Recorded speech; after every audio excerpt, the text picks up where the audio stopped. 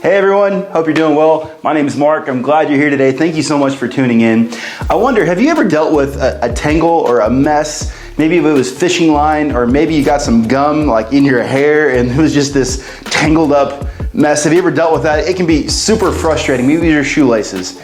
I was reading a story recently of a hiker in Tennessee who ventured a ways off the designated trail, and he found himself in the middle of an adventure course, or a ropes course, and he saw this giant climbing wall. And because he fancied himself something of an adventurist himself, he ignored all the signs and all the warnings and all the safety precautions, and he decided to climb the wall without supervision, without ropes, without anything like that. He climbed the wall, and then he ventured on to some of the other elements.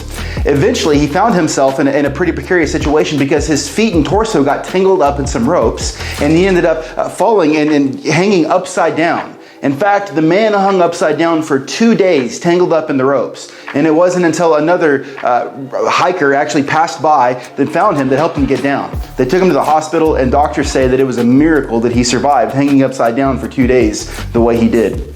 We get tangled up in all kinds of things, don't we? And it's not just things that are like physical ropes, like the hiker in Tennessee, but we get tangled up in other things as well. In fact, Paul, when he was writing to a young pastor named Timothy, in 2 Timothy chapter 2, in verse 4, he wrote to Timothy, he said, "No one serving as a soldier gets entangled in civilian affairs, but rather tries to please his commanding officer."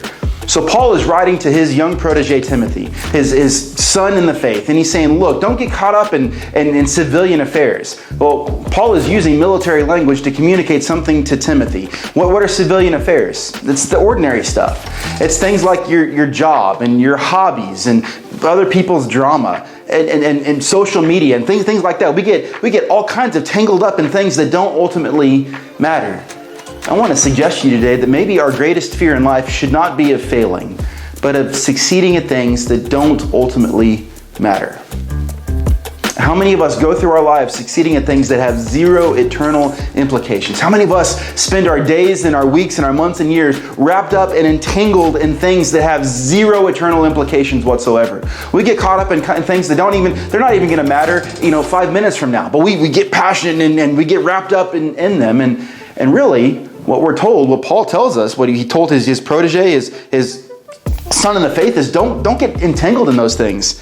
In fact, Paul, talking about this idea of freeing yourself from entanglement, wrote to the Galatian church, and he said this, Galatians 5:1, "It's for freedom that Christ has set you free. Stand firm then, and do not let yourself be burdened again by a yoke of slavery." Again, this image of being entangled in something that doesn't ultimately matter. So I wonder, what things, maybe not bad things, but things that exist in your life are keeping you from serving God wholeheartedly with a singular mindset, pursuing His goodness and grace and purpose in your life, and trying to share that with others? What things exist in your life that are cutting time out of your time with God, they're cutting you short on being able to serve Him wholeheartedly?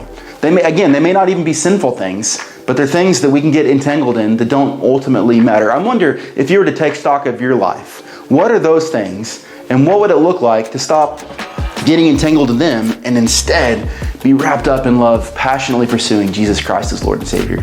That's some food for thought this week. We'll see you next time. Bye.